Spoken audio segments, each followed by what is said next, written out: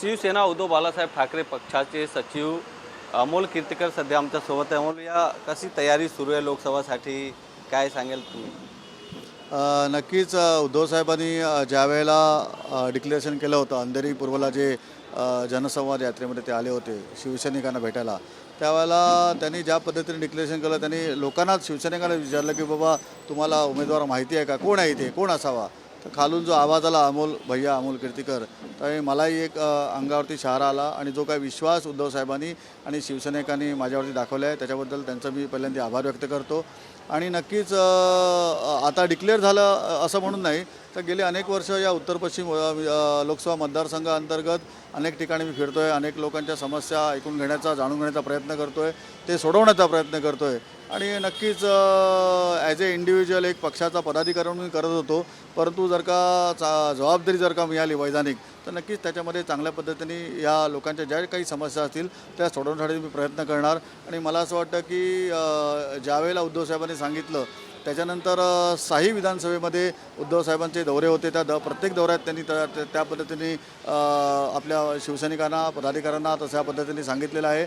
आणि तदनंतर पूर्ण लोकसभा मतदारसंघाच्या बैठका, विभागवाईज बैठका, शाखावाईज बैठका चालू झालेल्या आहेत. ठीक आहे, महाविकास आघाडी म्हणून जेव्हा निर्णय व्हायचा तेव्हा होऊन दे, त्याच्यानंतर काँग्रेस आणि महाविकास आघाडीचे इतरही जे पक्ष आहेत त्यांचेही पदाधिकारी आम्ही हातात हात घालून काम करू आणि उत्तर पश्चिम या जिल्ह्यामध्ये, या मतदारसंघामध्ये शिवसेनेचा किंवा जो कोणी महाविकास आघाडीचा उमेदवार असेल तो अत्यंत चांगल्या मताधिक्याने निवडून येईल. लवकरच तुमच्या नावाची जाहीर होऊ शकतात ऑफिशियली. तुमच्यासमोर 2 मोठी समस्या आहे. एक तर संजय निरुपम तुमच्या विरोधात आहे, त्यांनी खिचडी घोटाळाचा पण त्यांच्यावर आरोप करून ट्विट केला होता. त्यांच्यानंतर तुमचे जे वडील आहेत गजानन कीर्तिकर तुमच्या समोर असणार आहेत, तुम्ही कसा फेस करणार आहे त्यांना? बघा कसं आहे की एक कौटुंबिक निर्णय आणि कौटुंबिक ज्या गोष्टी असतात त्या कुटुंबामध्ये असतात, राजकीय निर्णय असतात हे राजकारणामध्ये असतात.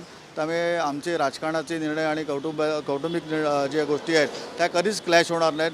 ठीक आहे, माझ्या पक्षाने मला जी जबाबदारी दिलेली आहे ती जबाबदारी पार पाडण्यासाठी मी अत्यंत चांगल्या पद्धतीने काम करणार, मैदानात उतरणार आहे.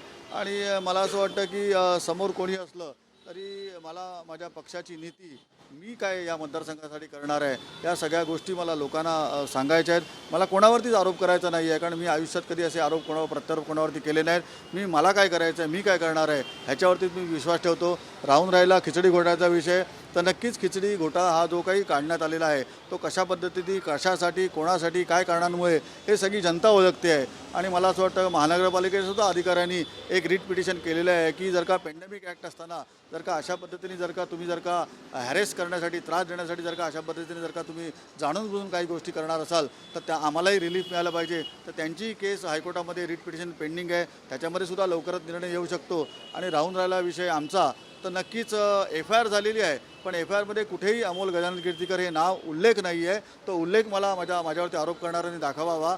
आणि मला असं वाटतं की हे एवढंच माझं त्याच्यासाठी जे मी काय सांगतो ते पुरेसं आहे. इन्क्वायरी झाली का, तर इन्क्वायरी झाली. आज FIR रजिस्टर झाल्यानंतर त्याच्यामध्ये ज्या काही इन्क्वायरी एजन्सीज असतात त्यांना काही गोष्टी पाहिजे असतात, काही गोष्टींमधनं त्यांना माहिती गोळा करायची असते. त्याच्याकरता ते अनेक लोकांना इन्क्वायरीसाठी बोलवतात. इन्क्वायरीसाठी बोलवणं म्हणजे गुन्हेगारी सिद्ध होणं किंवा गुन्हेगार म्हणून तुमच्याकडे बघणं हे योग्य नाही. कारण जो काही संविधानाने आणि न्यायालयाने जो काही मला अधिकार दिलेला आहे त्या अधिकाराच्या माध्यमातून मला नक्कीच न्यायालयावरती आणि माझ्या इन्क्वायरी एजन्सीवरती माझा विश्वास आहे की ह्याच्यामध्ये कुठल्याही प्रकारचं तथ्य त्यांना सापडणार नाही. जर लोकसभामध्ये तुमच्या विरोधात गजानन कीर्तिकर आले तर तुमची भूमिका कशी होणार आहे, तुमचे मुद्दे काय असणार आहेत?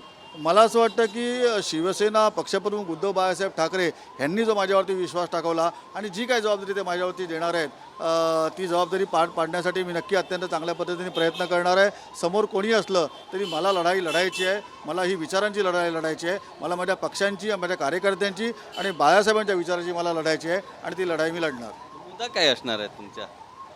नाही, मुद्दा बघा कसं आहे की मुद्दा जर का बघायचा झाला तर लोकसभा जो देशाचं जे राजकारण चालतं त्याच्यामधले मुद्दे हे पार्टीचे मुद्दे असतात. तर नक्कीच त्याच्यावरती उद्धवसाहेब आणि आमचा पक्ष महाविकास आघाडी म्हणून त्याच्यावरती निर्णय होईल. लोकसभा मतदारसंघामध्ये अंतर्गत जर का विचार करायचा झाला तर हा फार मोठा मतदारसंघ आहे. जवळजवळ 18-19 लाख मतदार या मतदारसंघामध्ये येतात आणि त्या मतदारसंघामधले अनेक प्रॉब्लेम आहेत. म्हणजे अगदी घेतला तर कोळीवाड्याचे विषय आहेत, वाड्यामध्ये राहणारे जे कोळी लोक आहेत त्यांच्या व्यवसायासंदर्भात विषय आहेत. या विभागामध्ये काही ठिकाणी मिलिटरीच्या किंवा काहीतरी सिग्नल्स यंत्रणा जी आहे एअरपोर्टची किंवा एअरपोर्ट ऑथॉरिटी आहे त्याच्या आजूबाजूची रिडेव्हलपमेंट आणि त्यांच्या बाकीच्या समस्यांबद्दल त्यांचे विषय आहेत.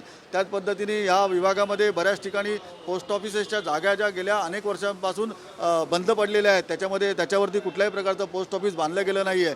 आज कसं झालं आहे की जेव्हा सिनियर सिटीजन होतो, जेव्हा माणूस रिटायर्ड होतो, तेव्हा त्याचा पोस्टाशी जास्त संबंध होतो आणि जर का पोस्ट जवळपास नसेल तर त्याला पायपीट करत लांब जायला लागतं. तर हा पण जो विषय गेल्या अनेक वर्षापासून पेंडिंग आहे तो आहे. त्याचबरोबर आमच्या विभागामध्ये फार मोठ्या प्रमाणात फॉरेस्ट येतं आहे. त्या फॉरेस्टमध्ये राहणारे जे लोक आहेत त्यांना अजून परमनंट शिफ्टिंग दिलं गेलं नाही आहे आणि त्यांना नागरिक सुविधा पण त्यांना मिळत नाहीत. हे सगळे जे विषय आहेत ते विषय घेऊन मी नक्कीच जनतेसमोर जाईन आणि जो काय अधिकार मला जनतेच्या माध्यमातून प्राप्त होईल त्या अधिकाराचा वापर मी हे प्रश्न सोडवण्यासाठी करणार आहे. महाविकास आघाडीमध्ये तुमचे एक नेते आहेत संजय निरुपम जे नाराज आहेत, त्यांच्यासोबत तुम्ही चर्चा करणार आहेत का? संजय निरुपम वरिष्ठ नेते आहेत, अनुभवाने वयाने नक्कीच माझ्यापेक्षा ते मोठे आहेत. त्यांच्याबद्दल मला काही बोलायचं नाही आहे कारण आमच्या महाविकास आघाडीतील काँग्रेस पक्ष घटक पक्ष जो आहे त्यांचे ते वरिष्ठ नेते आहेत. त्यामुळे त्याच्या संदर्भात काही बोलायचं असेल तर काँग्रेसचे वरिष्ठ नेतेच बोलतील आणि त्यांनी जर का अशा पद्धतीने काही डिस्प्युटेड वक्तव्य केली असतील तर आमच्या पक्षाचे वरिष्ठ नेते त्या संदर्भात बोलतील. तुम्ही एक स्वतः तरुण आहेत, ते यूथ आहेत, यूथसाठी काय सांगणार तुम्ही? नक्कीच बघा, यूथचा मेजर प्रॉब्लेम काय आहे तर सध्या नोकऱ्या नाही आहेत. त्यामुळे नोकऱ्या मिळण्याच्या दृष्टीने केंद्र सरकार जे काय आश्वासन गेले अनेक वर्ष देते आहे की आम्ही दरवर्षी 2 कोटी नोकऱ्या आम्ही तयार करू, निर्माण करू, त्या झालेल्या आहेत असं मला काही वाटत नाही आहे. त्यामुळे त्याच्याकरता आम्ही नक्कीच त्यासाठी प्रयत्न करणार आहोत. बरोबरीने एज्युकेशन पॉलिसी जी आहे या एज्युकेशन पॉलिसीमध्ये नोकरी अभिमुख असं शिक्षण निर्माण व्हावं आणि त्याच्यातनं नोकऱ्या ज्या असतात स्किल्ड अनस्किल्ड वर्करसाठी त्या कशा निर्माण होतील त्याकरता मी काम करणार आहे. कॅमेरामॅन प्रेम आत्रेचा गोविंद ठाकूर, TV9 मराठी, मुंबई.